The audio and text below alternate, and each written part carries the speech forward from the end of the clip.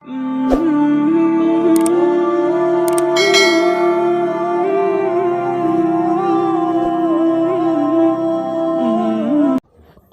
alaikum wa rahmatullahi ta'ala wa barakatu. Insha Allah za mu ci gaba daga darasin da muka fara, kamar yadda muka fara da magana akan lokutan amsa addu'a.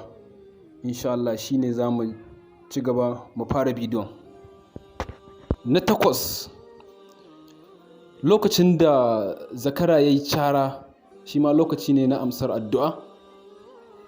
Sai na 9, lokacin da mutum ya yi wata tafiya ta alheri, kamar tafiyar zuwa aikin hajji, ko domin mutum ya ziyarci ‘yan uwan shi, sada zumunci, ko kuma tafiya domin jihadi ko fatauci, shi ma lokaci ne na amsar addu'a.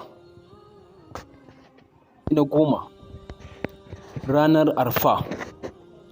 A wannan ranar da wanda yake Makkah da wanda yake Gida, dukan su ma ana amsar addu'arsu.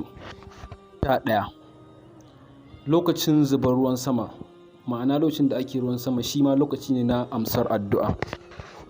Sai na 12, lokacin da aka tsaida sahun yaƙi domin ɗaukaka kalmar Allah, ma'ana lokacin da ake yaƙi, shi ma lokaci ne na amsar addu'a, amma yaƙi domin Allah ta'ala.